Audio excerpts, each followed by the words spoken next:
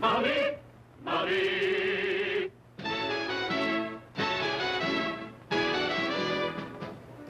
Martes 28 de noviembre de 2017, cuarto día de actividades de la Feria Internacional del Libro de Guadalajara. Soy Adrián Peña y me da mucho gusto saludarlos y darles la bienvenida. Qué gusto que sigan acompañándonos en esta jornada literaria con muchas entrevistas y muchas conversaciones que queremos que disfruten junto con nosotros. Hoy es el segundo día de actividades para profesionales. Oye, yo dije, oye, no, estás confundido. Estás confundido, cuarto de la feria, segundo para profesionales, que recordemos que a partir de las 5 de la tarde puede entrar el público en general y mañana va a ser de la misma manera. Paloma Cumplido, ¿cómo estás? Excelente, aquí tratando de entender tus juegos matemáticos. Mis juegos lingüísticos. Exacto. Pues bueno, como bien lo dices, estamos transmitiendo completamente en vivo desde el área internacional. La invitación está abierta, que si usted visita la FIL, pasen a visitarnos. Tenemos algunos obsequios y souvenirs para compartir con nuestra audiencia y también estén pendientes de nuestras redes sociales, @Elementos C7 Twitter, programa Elementos Perfil en Facebook, @C7 Jalisco. Tenemos actualizaciones, pequeños fragmentos de entrevista y sorpresas para las personas que nos siguen, porque bueno, estamos en esta cobertura total, ¿no?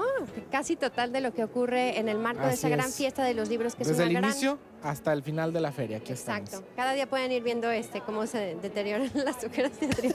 Cómo van creciendo mis ojeras, mira. Pero lo estamos disfrutando, esperamos que ustedes también se sumen a esta gran fiesta. Es una aventura, tenemos la oportunidad de conocer, de platicar con personalidades increíbles, interesantes, con grandes mentes y opiniones de la literatura y de diversos temas, porque de todo se habla, de todo se lee y se escucha aquí en la FIL. Entonces, bueno, tenemos un contenido muy interesante para iniciar.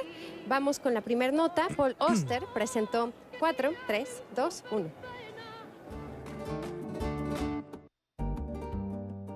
Quienes asistieron a la presentación del libro de Paul Auster 4321, entre ellos Elena Poniatowska, pudieron disfrutar no solo de la narración de lo que en voz del autor fue la preparación de este libro y de la curiosa forma en la que el personaje principal del libro recibe ese nombre. Cuando me senté a escribirlo en sí, pensé que me iba a llevar 6 o 7 años.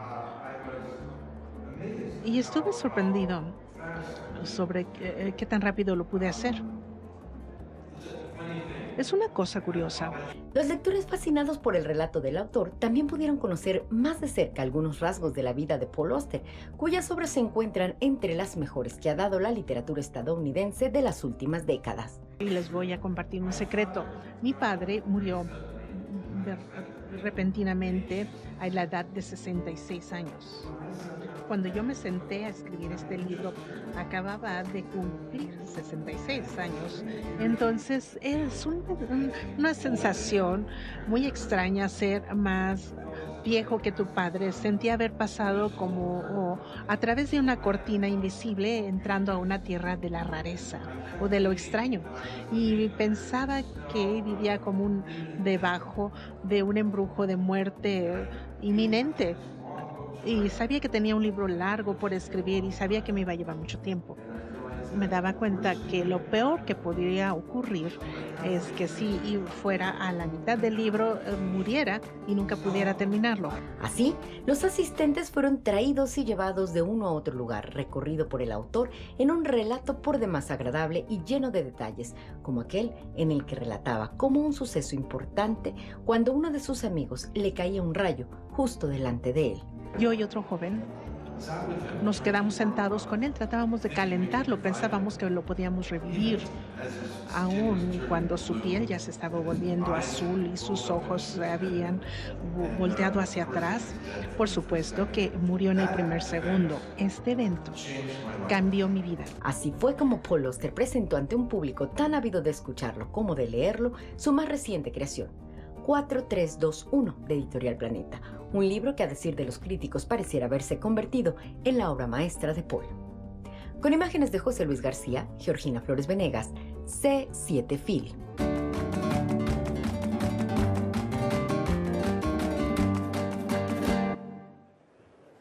Y en el bellísimo pabellón dedicado a Madrid hay actividades durante todo el día de la feria.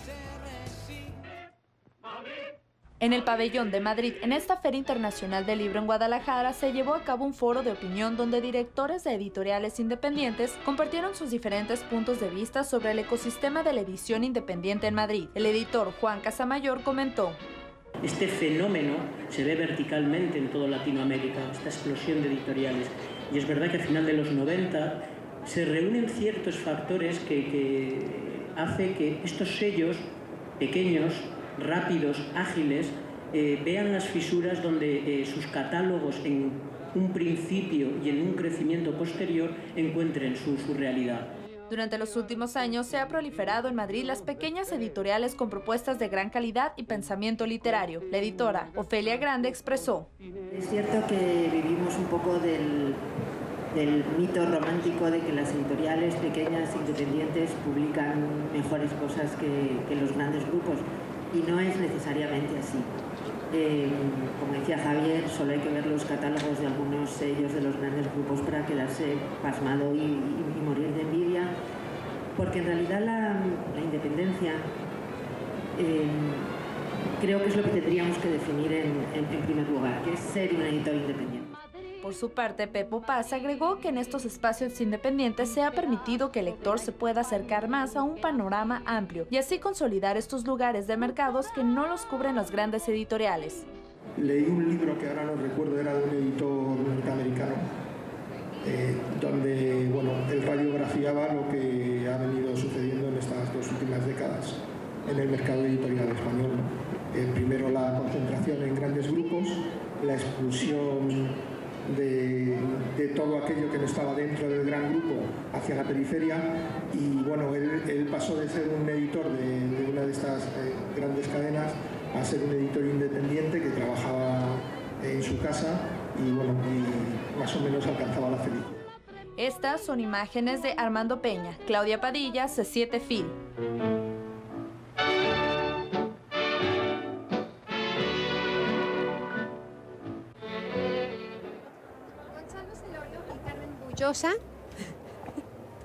Bravo. Yo pensé que me escuchaban hasta allá, estaba proyectando mi voz. Continuando con información, Gonzalo Celorio y Carmen Bullosa hablaron de la obra de Manuel Carrer. La literatura del Premio Phil 2017, Manuel Carrer, es hablar de la simbiosis entre la ficción y no ficción, pues el aclamado novelista imprime en sus textos la realidad que solo al vivirla se puede describir. Así explicó el crítico literario Gonzalo Celorio. Son géneros permeables, es decir, el límite entre la ficción y la no ficción no es un límite siempre claro, sobre todo cuando el novelista, como es el caso de muchas de sus obras, escribe sobre sí mismo, esto que se ha dado en llamar, en términos más o menos recientes, la autoficción. Con una narrativa vertical que supera la linealidad del tiempo, Carrer explora la condición humana en su profundidad de novelas como Vidas ajenas, El adversario, una novela rusa, Una semana en la nieve, El bigote, entre otras, que dejan al lector con avidez de una relectura y una lluvia de imágenes casi palpables, gracias a una narración limpia y exquisita, señalaron los especialistas Celorio y Carmen Bullosa. La primera lectura es verdaderamente escalofriante, como ocurre en las mejores novelas policiales, lo que no quiere decir que esta novela, El bigote, lo sea, no lo es. Pero a diferencia de lo que suele ocurrir con las novelas policiales, esta novela del bigote permite la relectura, porque cuando leemos una novela policial y sabemos quién es el asesino, pues ya no nos interesa leerla por segunda vez. Y aquí, a pesar de que sepamos cuál es el desenlace, la volvemos a leer, nos vuelve a estremecer. Nos regala a sus lectores un relato límpido, en una prosa traslúcida, que nos contagia de las emociones espantosas del infante perseguido por su imaginación. Lo hace con sutileza. Con imágenes de Israel Carvajal para C7 Film, Gloria González.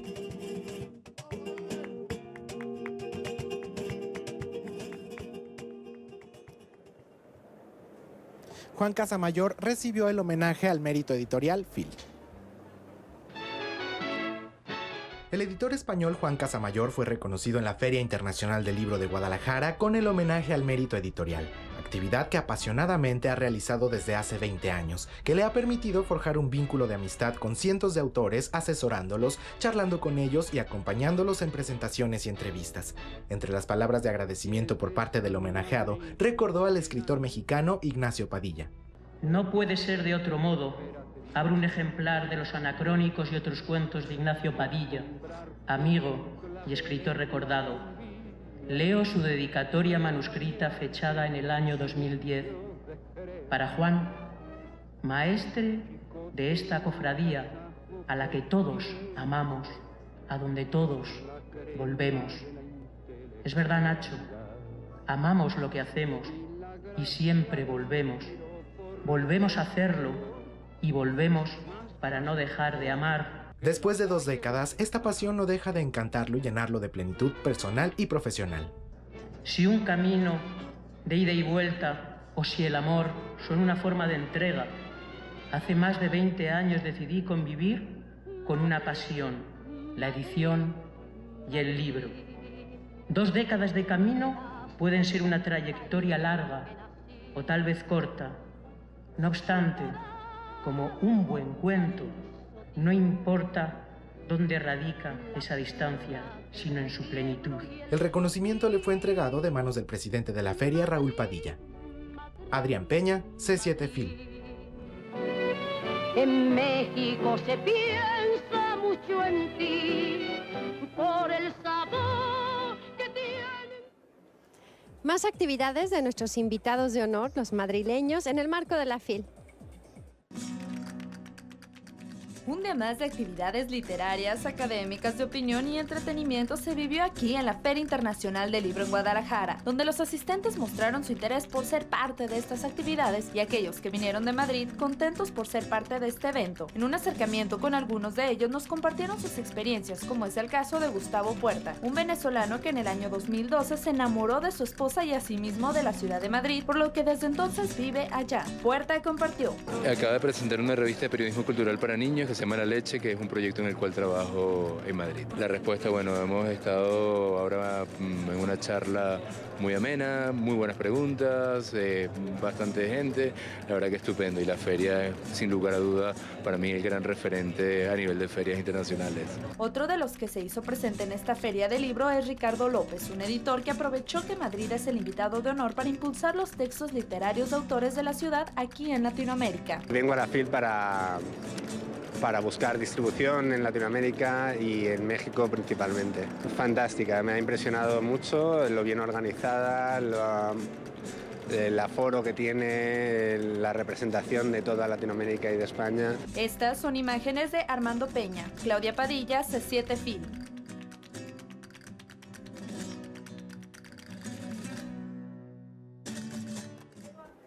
Momento de la pausa, quédense con nosotros porque tenemos muchas más entrevistas y mucha más información. Vamos a estar platicando con Julián Herbert sobre su más reciente publicación, Tráiganme la cabeza, de Quentin Tarantino, con personajes muy locos y muy interesantes para que la escuchen y se queden aquí en C7 Film. Madrid, Madrid, Madrid, un pedazo de la España en que nací. Por algo te hizo Dios, la cuna del requiebro y el chotín. Madrid, Madrid, Madrid, en México se piensa mucho en ti, por el sabor que tienen tus verbenas, por tantas cosas.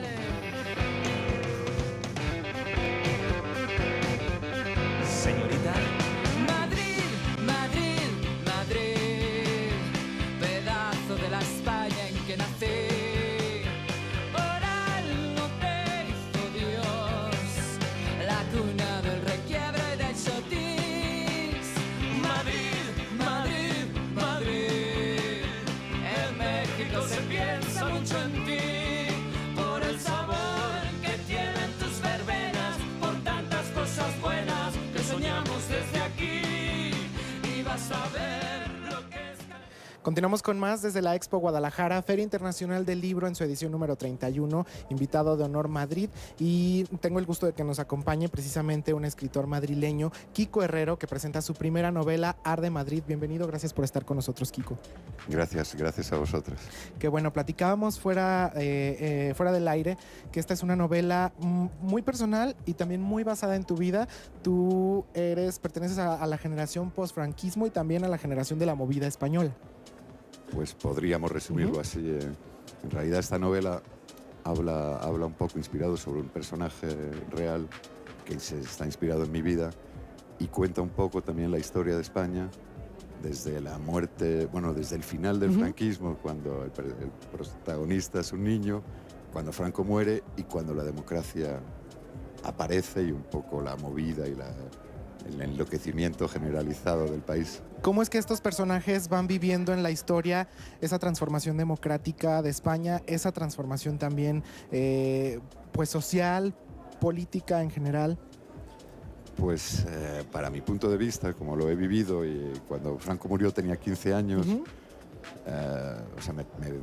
me pilló en plena adolescencia, pues un poco como que me arrojé en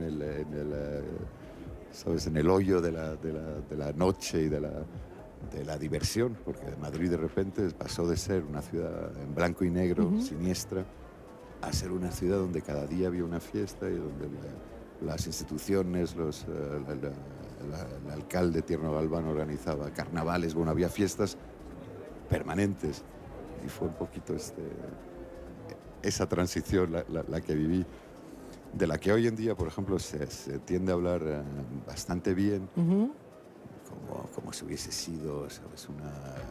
Lo que ocurrió en Viena al final del siglo XIX, una cosa así, y yo creo que es un poquito menos, y lo puede demostrar las obras que han quedado, porque para mi punto de vista, aparte de Almodóvar, por ejemplo, pocas cosas del mundo del arte han quedado.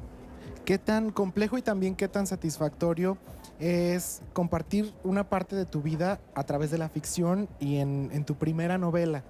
¿Cómo ha sido el proceso de escritura?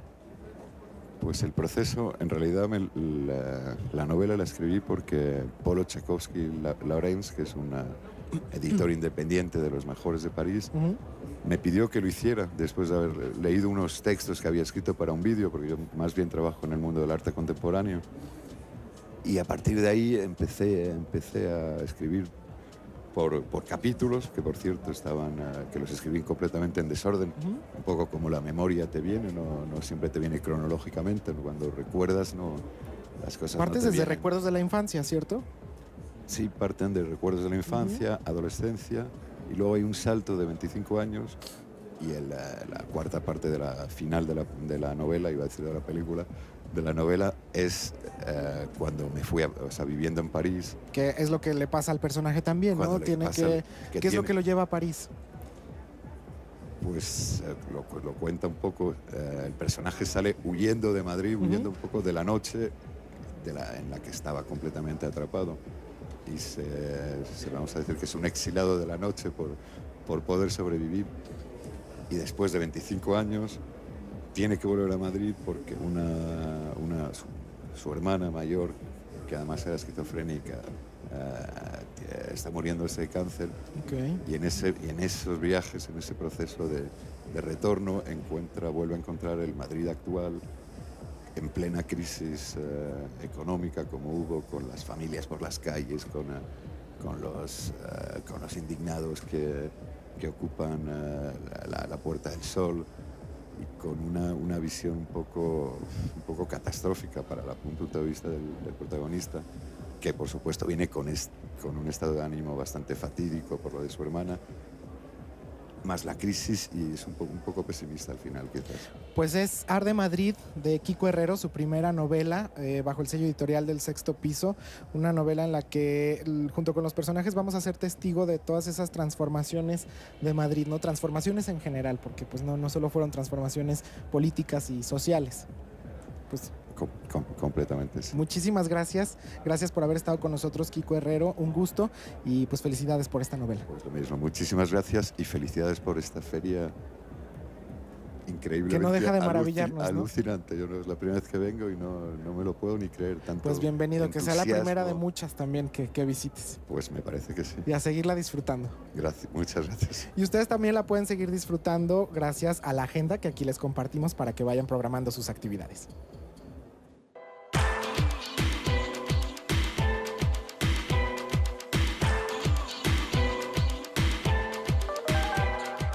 Hoy, en el Auditorio Juan Rulfo se realizará La República de la Imaginación con Azar Nafisi, planta baja, a las 19:30 horas.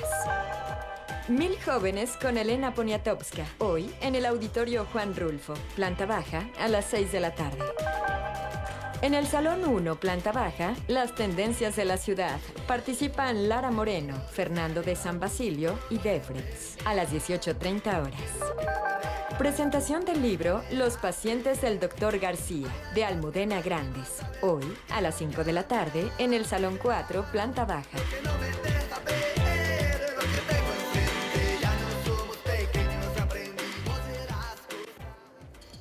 Gracias por continuar en sintonía de Elementos a través de la señal de C7 Jalisco Cobertura, C7 Fil. Y bueno, cada noche hay una fiesta en Foro Fil donde degustamos propuestas del invitado de honor Madrid y también propuestas mexicanas. Hoy toca el turno a la banda Sonido Gallo Negro mexicana y por parte de Madrid estará de La Purísima. Nos acompañan aquí en el set integrantes de Gallo Negro, Israel y Enrique. Bienvenidos. Hola, Hola, ¿cómo están? Un placer platicar con ustedes y bueno, además emocionados de escucharlos aquí en Guadalajara en el marco de esta gran fiesta que es la Fiesta de los Libros y también, bueno, de diferentes expresiones culturales y artísticas. Sonido Gallo Negro están promocionando Llega el Mambo Cósmico a Guadalajara. Es su tercer álbum, ¿verdad? ¿O estoy en lo incorrecto?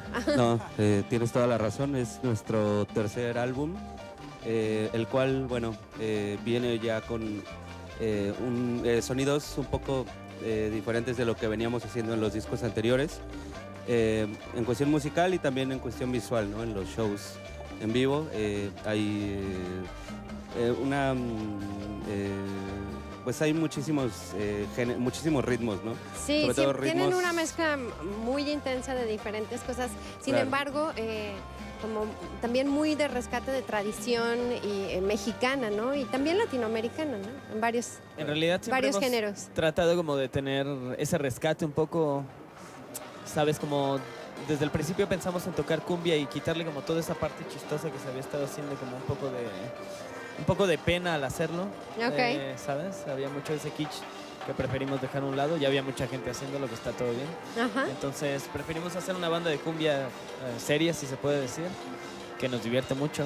Claro. Pero nada, sí por más rescatarlo de la forma más respetuosa y también siempre siendo claros de que es una versión muy propia de nuestra generación y nada, haciéndolo Y de la fusión y pues también toda esta onda como de rock psicodélico, ¿no? Que les ha acompañado también en los visuales y en el concepto del grupo. No sé en qué sentido te refieres a que están en una exploración nueva, en sonidos distintos o... Claro, sí, bueno, si bien es cierto que antes de Sonido Gallo Negro todos venimos de algunos proyectos diferentes, sobre todo de rock, donde también en esos proyectos ya explorábamos un poco la parte de la psicodelia. Justo cuando comenzamos con Sonido Gallo Negro nos sentimos cómodos, ¿no? Y como acogidos por estos sonidos, sobre todo como es la chicha, ¿no? Que nace en los 70s en Perú y que era esa música tropical pero con elementos de la psicodelia o del rock psicodélico que pasaba, por ejemplo, en Estados Unidos, ¿no? con bandas como Hendrix, como los Doors. Claro. ¿no? Entonces, en Perú adoptan como estos instrumentos para darle ese toque como muy específico, ¿no? De lo que es la chicha. Entonces, para nosotros fue como un acercamiento hacia la música tropical que se nos dio como muy natural y se nos hizo un poco fácil, ¿no? Entonces, el primer disco fue un poco eso. El segundo disco tratamos de juntar eso, un poco explorando sonidos más como africanos, ¿no? Okay. Hacíamos cosas un poco más dirigidas como al afrobeat, ¿no? Sin perder como esa, ya de alguna forma esa esencia que traíamos con Gallo Negro, ¿no? que ya les reconocemos. Claro, y en este tercer disco buscamos ya como un poco tratar de explorar las raíces, ¿no? Nuestras raíces de música mexicana. Entonces ahí es cuando empezamos como a escuchar música que sucedía en México desde los 60, 70, ¿no? Como con estas orquestas de Pérez Prado, con las danzoneras, ¿no? También con todo ese mambo que existía en esos tiempos, Sí, ¿no? Y que claro. que es parte ya de la cultura también popular mexicana, ¿no? Durante muchos años. Increíble, y además qué padre que, bueno, en cada disco también, aunque ya está como la identidad del grupo, se permitan estas exploraciones y seguir creciendo musicalmente. Además, los visuales que también les acompañan, son una banda grande, son muchos. ¿Cuántos integrantes son? Somos 9. Sí. Ahora solo venimos a hacer medios 3, pero los demás ya vienen para el show de hoy en la noche. Claro. Y nada, sí somos una banda grande, más el crew, que terminamos siendo 14 personas, a veces Claro. un poco menos, un poco más. Nada, digo, ha sido toda una aventura a la hora de hacer tours también, pues somos un montón de gente. Sí, me imagino. Sí, es divertido, es un poco como algo también ahí. Se arma bien. Digo, lo que sí es inevitable, escuchándolos y como advertencia e invitación a la gente que nos ve y nos escucha, es que con ustedes no se puede evitar bailar, ¿no? Creemos que es inevitable. Es inevitable. Sí. Y sí, hoy es el show verán inicia obligados. a las 9. A las 9 primero de La Purísima, una banda de Madrid que parece que está súper chida. No la hemos visto en vivo aún. Los conocieron ayer, ¿no? Me decían Ayer. en la rueda de prensa de La Claro. Purísima. Es un show medio jazz, cabaret, es muy teatral también. Está yéndoles muy bien en España con una propuesta muy original. Igual y denles una escuchada para que se den una idea de lo que proponen, pero es a la par de que la música es muy fina y las letras también, pues bueno, estando en el marco de la FIL está padre también clavarse un poco en la lírica porque es muy interesante, pero van a armar un bonito show y pues bueno, con ustedes, entonces también está padre compartir escenario con una propuesta de otro lugar. Sé que vienen llegando del Womex también, representando a México en Polonia. Sí. Digo, Womex fue una gran oportunidad, justo de lo que dices, de conocer como cosas alternas y cosas del underground que están saliendo, ya no solo de su país, están en el mundo. Entonces, nada, de hecho, esta es una segunda presentación del Mambo Cósmico. La primera fue en Polonia. Wow. Esta será la segunda y la tercera va a ser el 14 de diciembre en el Lunario del Auditorio Nacional. Entonces Increíble. ahí vamos a cerrar el ciclo de la presentación de Mambo Cósmico. Súper. Israel, Enrique, gracias por visitarnos y pues nos vemos esta noche. Gracias a ustedes. Nos Gracias, vemos pues para bailar. ojalá puedan ir todos y disfrutar de La Purísima y de Sonido Gallo Negro. Súper, muchas gracias. Ahí está la invitación y vamos a la pausa. Regresamos.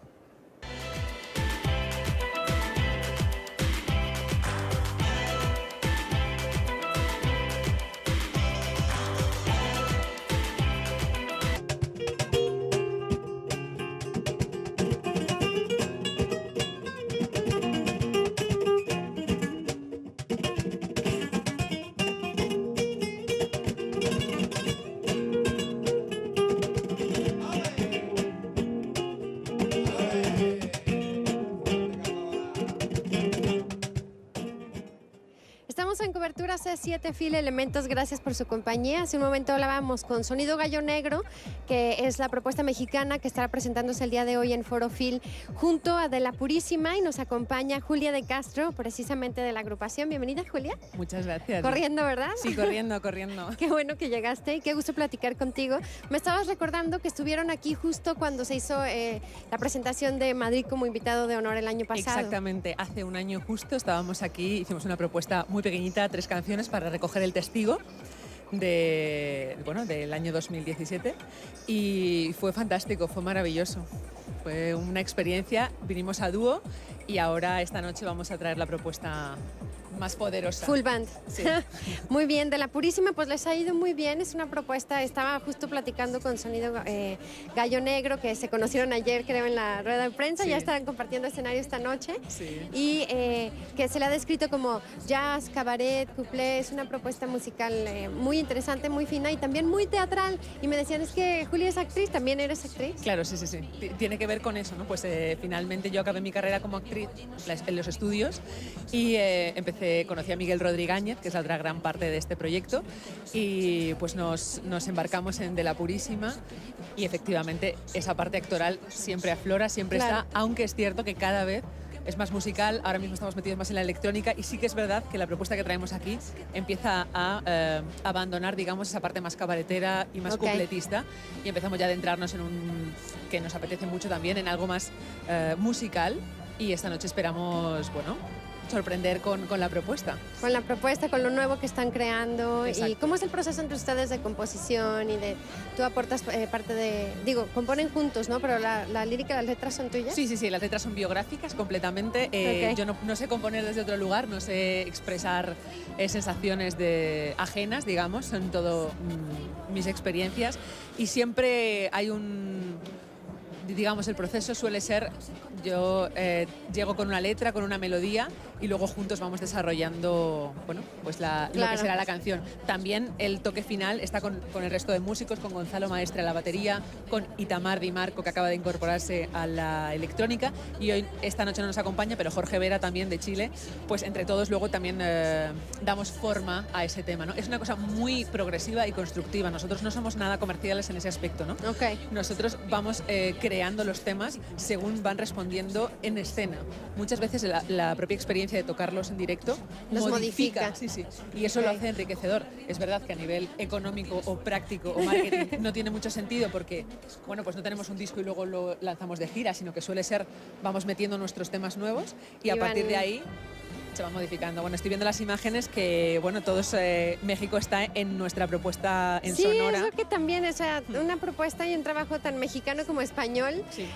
¿Su último disco es Sonora? Sí, todavía no ha salido, está a punto de salir. Ok, sí. Pero escucharemos algo de ello esta Vamos noche. a escuchar muchas canciones. ¿Y cómo es que se cuela todo esto, toda esta mexicanidad en su música? Bueno, México ha estado siempre presente en mi vida. Casi inconscientemente, la primera vez que yo pisé México fue Jalisco, fue Puerto Vallarta, hace 6 años.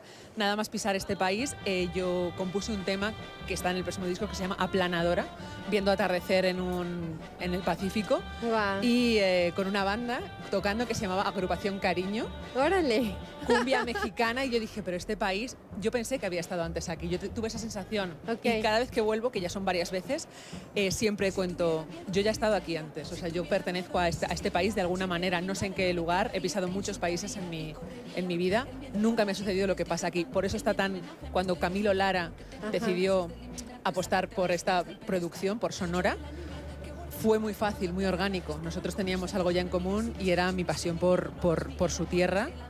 Y fue facilísimo. Qué maravilla, pues qué delicia que estén aquí, podremos escuchar esta noche Sonora y además, pues pendientes porque entonces está a punto de hacerse el lanzamiento, ¿no? Sí, estamos en ellos, aquí va a haber novedades, o sea, nosotros mismos estamos expectantes. Sí, estamos y como ya dijiste, además, pues su música y sus propuestas, pues completamente vivas y dispuestas a cambiar y evolucionar en tanto a lo que sucede en el concierto, entonces esta noche también puede ser una noche donde las cosas cambien, se modifiquen, se transformen, evolucionen ahí en sus canciones. Has dado completamente en el clavo. Quizá aquí encontremos cosas probablemente que no hayamos visto antes y sobre todo ante un público tan grande. Nosotros somos una apuesta un poquito underground dentro del cartel que hay aquí en la FIL, que hayan apostado por nosotros, el Ayuntamiento de Madrid, la Feria de Guadalajara, la FIL, Esmerarte, que era la empresa que decidía.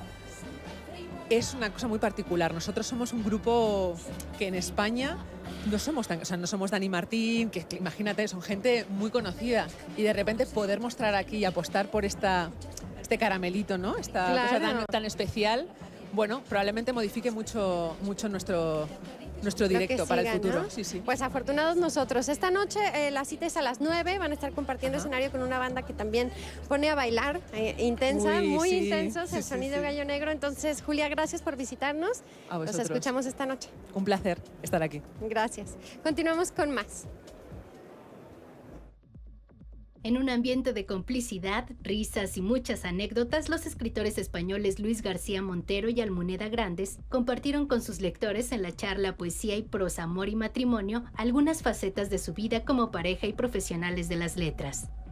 Luis es poeta, yo soy novelista, pero nuestras vidas, salvo cuando él da clase, no son tan diferentes, porque nosotros trabajamos en casa, nosotros escribimos durante una temporada incluso en el mismo cuarto, nos dábamos la espalda para no vernos, porque si nos veíamos nos desconcentrábamos.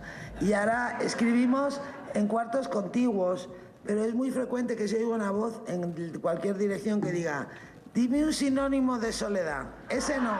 Uno que no rime con ura, para que no digas amargura. En 24 años de casados, ambos concuerdan en que el matrimonio es vivir en comunidad, en conciencia de que todos necesitamos ser cuidados y cuidar a alguien más, creando sentimientos solidarios entre dos personas, igual que un lector y un escritor, a pesar de las malas jugadas de la vida. Los sinsabores también unen. Claro. Porque muchas veces son sinsabores compartidos. La vida Como la gente normal tiene problemas, y uno tiene hijos y tiene amigos y hay enfermedades. Bueno, conforme van pasando años y el deslumbramiento del primer momento pues se queda alejado, pues yo creo que para el amor también es conveniente un tejido donde los sinsabores, lo ya vivido, lo ya superado en común, ayuda a mantener alianzas y a mantener la convivencia. El amor y el matrimonio no van con el neoliberalismo que tiende a individualizar y a generar competencia, pues al contrario, para amar se necesitan espacios habitables en la vida cotidiana. De ahí nace el amor, de la admiración y el respeto. Pero yo diría que nos reconciliamos como gente normal, ¿no? Aunque luego siempre escribimos. Nosotros escribimos siempre. Escribimos... Sí, y algunas veces está leyendo uno algo de un personaje de Madrid del año 40 y dice, uy, esto va por mí. Eso pasa.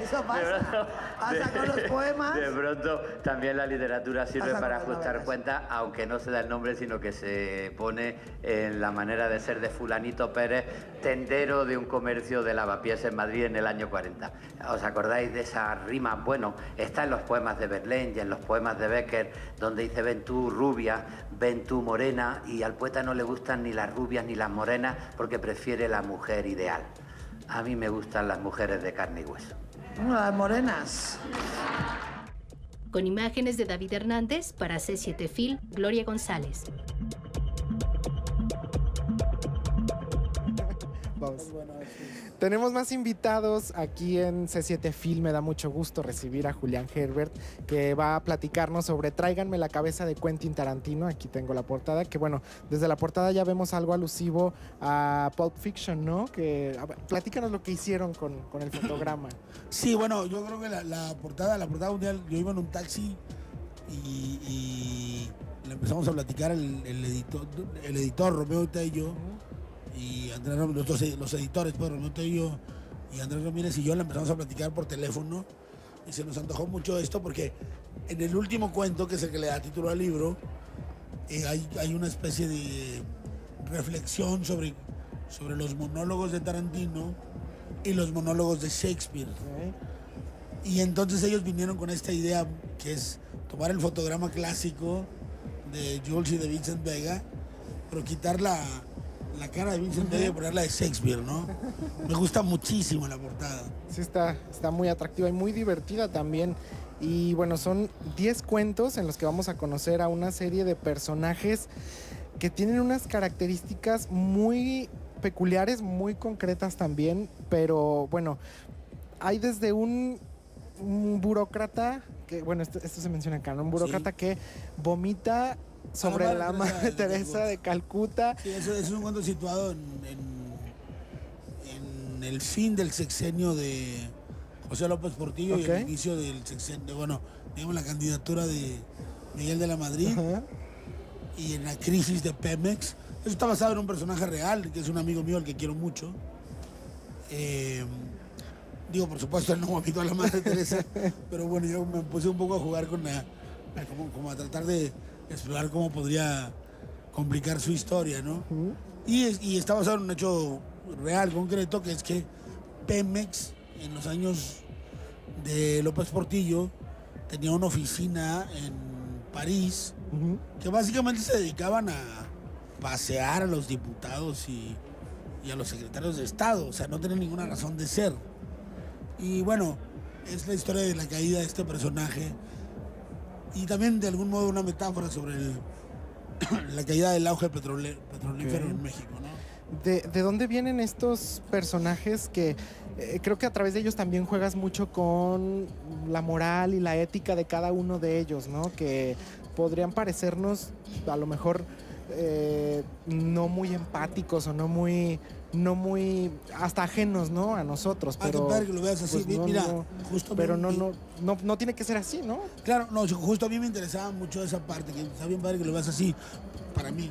Porque yo lo que quería era justamente plantear que esos seres horribles, que los delincuentes, los extorsionadores, los malos políticos, los pornógrafos, tienen problemas semejantes a los que tú y yo podríamos tener cualquier día, que es enfrentarse a la paternidad, tener que definir qué cosa es la lealtad para ellos. A mí me importaba ponerlos en una crisis ética, en un momento en el que su sistema de valores entrara en crisis. Claro. Un poco para expresar esto, que cualquier ser humano tiene un sistema de valores, ¿no? Hasta la gente más horrible.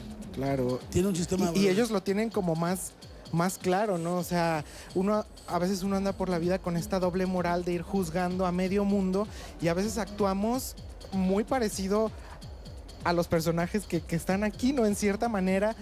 Y bueno, pues no se trata tampoco de ir juzgando, ¿no? Ellos a lo mejor tienen su sistema de valores muy concreto y pues digamos que no llevan la hipocresía por delante, ¿no? A lo mejor él dice, yo soy un extorsionador o yo soy un narcotraficante y eso es lo que soy, ¿no?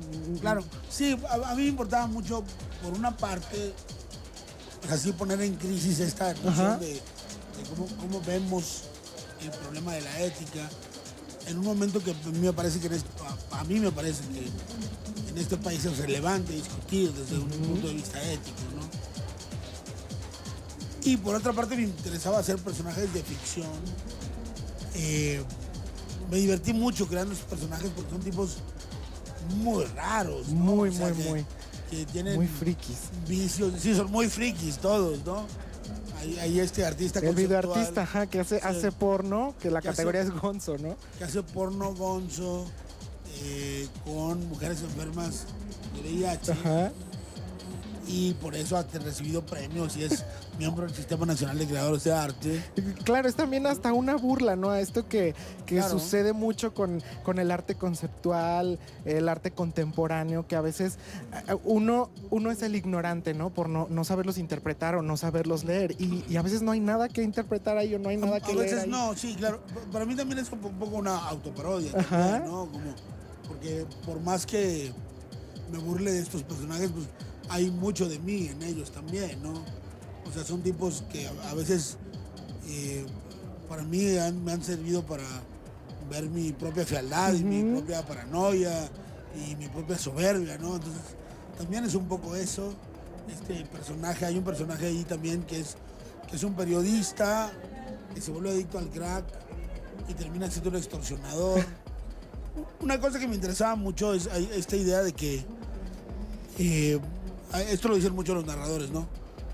Una cosa técnica de narrativa, que es que si tus personajes tienen un oficio, es más fácil enmarcar su realidad. Claro. Si se dedican a guiar ganado, o si son profesores de natación, o si son cajera de un banco, o si son presidente de una corporación, digamos que tienen más sentido su vida, ¿no? Yo lo que quería es que estos tipos tuvieran, son sobre todo varones, tuvieran profesiones raras, ¿no? Y a partir de la idea de la profesión es que fue saliendo un poco la línea de cómo estructurar el personaje. Y que si bien son situaciones que en momentos pueden ser absurdas, pues no están muy alejadas de la realidad que se vive en nuestro país, ¿no? Y que también esto es parte como de una oleada de narrativa mexicana que está abordando temas actuales y temas pues muy reales para México, ¿no? Sí, yo creo que lo importante siempre es el hallazgo de la metáfora, ¿no? Me parece que no podemos huir del tema social, político, etcétera. Yo no lo busco, no es mi intención. Aparece por sí solo, como creo que aparece en la obra de autores muy diversos. Yo creo que una novela como Muerte Súbita, una bellísima novela de Álvaro Enrique, situada en el siglo XVII con Francisco de Quevedo, en el siglo XVI, con Francisco de Quevedo como uno de sus protagonistas, acaba expresando algo de la realidad mexicana, ¿no? Lo que quiero decir es que no lo tienes que buscar, eso va a aparecer. Naturalmente, ¿no? Pues muchas gracias por esta plática. Gracias. Un gusto poder platicar con Julián Herbert y esta es su más reciente publicación, Tráiganme la cabeza, de Quentin Tarantino, que lo encontramos bajo el sello editorial de Random House, para que lo busquen aquí en la Feria Internacional del Libro de Guadalajara y en todas las librerías también ya está disponible. Muchísimas gracias una vez más, Julián Herbert. Gracias a ti. Continuamos con más desde C7 Fil. Madrid, Madrid, Madrid, un pedazo de la España en que nací. Por algo te hizo Dios, la cuna del requiebro y el chotín. Madrid, Madrid, Madrid. En México se piensa mucho en ti, por el sabor que tienen tus verbenas, por tantas cosas.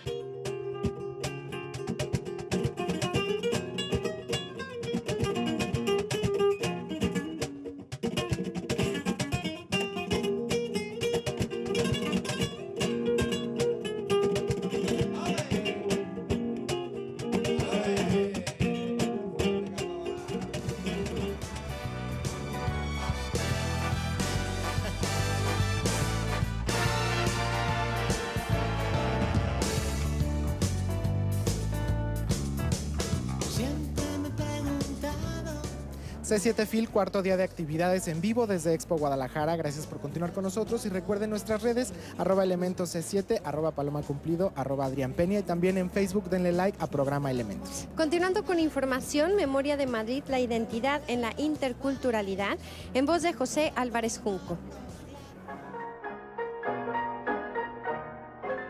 Hablar de Madrid es inevitable cuando es el país invitado a la fiesta de los libros. Y qué mejor que escuchar la historia de voz de un madrileño. Y así es como José Álvarez Junco, escritor e historiador, relató, a través de la charla denominada Memoria de Madrid, la identidad en la interculturalidad, cómo fue, primero, que esta ciudad se convirtió en el centro de las operaciones de España. Y Felipe II pensó que por ser el centro, desde el centro se controlaba mejor todo el territorio. No, en absoluto. En aquellos tiempos, el centro, el territorio, el transporte terrestre era mucho más difícil que el transporte marítimo. Felipe II estaba colocado en un sitio pésimo para controlar su imperio, que era un imperio americano. Tenía otras ciudades, como por ejemplo Lisboa. Diversas situaciones pasaron en Madrid a partir de que la ciudad se fortaleció como el centro de operaciones español. Sin embargo, al llegar el siglo XIX, todo comenzó a venirse abajo. ¿Cuándo? A partir de que México se independizara. Pero llega la suprema demostración de incompetencia, que es la pérdida de Cuba, Puerto Rico y Filipinas en 1898 y la liquidación definitiva del imperio. Y ese es el momento en que, en los términos racistas en que se veían las cosas en ese momento, las élites españolas empiezan a dudar de si seremos una raza superior o no. Pasaron los años y la falta de apertura de España hacia otras razas y costumbres hacía difícil su crecimiento como nación. Es por ello que ahora suena tan agradable el cambio que desde hace unos pocos años se presenta en ese país, y muy particularmente en Madrid, según señala el historiador. No había visto una piel negra. Y es que no se veían, en España no se veían, ni en Madrid siquiera, que era la ciudad más internacional o más cosmopolita.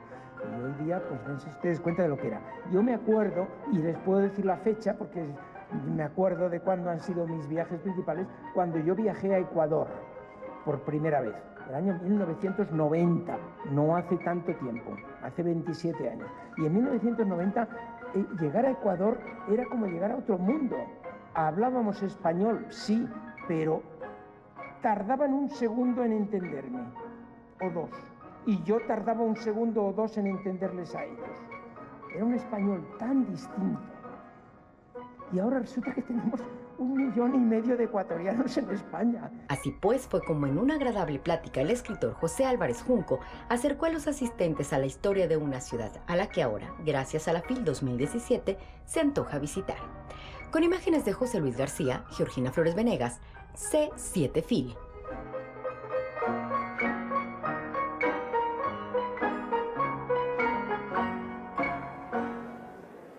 Conferencia magistral de Mircea Cartarescu en FIL. Mircea Cartarescu nació en Bucarest en 1956. Es un autor que empezó siendo poeta. Él no ha dejado de ser poeta. De hecho, él siempre dice que sigue escribiendo poesía, a pesar de que a partir de un determinado momento se dio cuenta de que los versos ya no reflejaban lo que él quería decir y empezó a escribir prosa.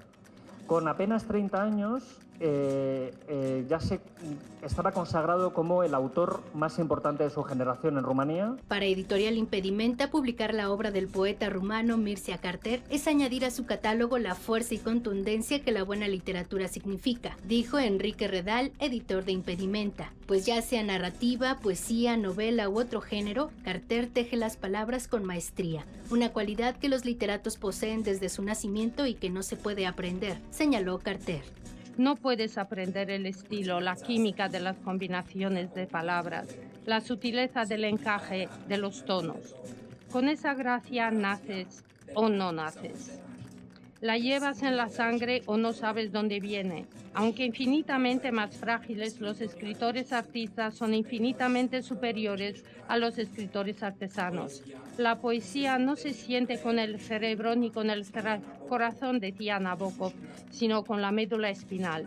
Para Mircea Carter, los polos de la vida humana se han invertido de manera brusca, quitándole al arte y por ende a la poesía la importancia que merecen, fenómeno que afecta el quehacer poético. El poeta está condenado a la vida social y fantasiosa del consumidor de hashish. El poeta, como el soldado, no tiene vida propia. Su vida propia es polvo y pólvora, escribía el gran poeta Nikita Stănescu. Hoy, cuando la civilización del libre agoniza y cuando penetramos con voluptuosidad en los espantosos desfiladeros de lo virtual, la poesía es menos visible aún. La poesía conlleva en sí milagros estéticos, dijo Carter, pues no se consigue solamente con palabras, y agregó. Y sin embargo, humillada y disuelta en el tejido social, casi desaparecida como profesión y como arte, la poesía sigue siendo omnipresente y ubicua como el arte que nos circunde, siendo omnipresente y ubicua. Pues antes de una fórmula y una técnica literaria, la poesía es un modo de vida y una forma de mirar el mundo. Expulsados de nuevo de la ciudadela, los poetas han aprendido a luchar con las mismas armas que la civilización que los condena. Con imágenes de Israel Carvajal, para C7 FIL, Gloria González.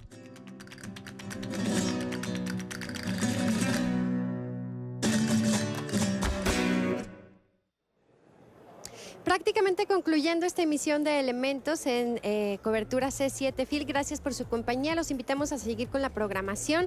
Estamos transmitiendo desde la Expo, también a visitar nuestro stand en el área internacional. Tenemos algunos souvenirs para ustedes y seguir en contacto a través de redes sociales. Les recordamos que tenemos emisión nocturna y hoy estará de visita Juan Carlos Casamayor, quien recibe el homenaje al mérito editorial en esta edición. Esta noche también nos acompañará Rosa Barocio y nos va a hablar del libro Disciplina con Amor. Así como Maurice Berman para hablarnos de belleza neurótica. Belleza neurótica. Y el músico y escritor Edgar Burciaga, que tiene también actividades en el marco de la FIL. Así es que los invitamos a que nos acompañen al cierre de actividades del cuarto día de FIL a las 8 de la noche totalmente en vivo. Y recuerden que hoy y mañana la entrada al público en general es a partir de las 5 de la tarde. Paloma cumplida. Adrián Peña. Adiós.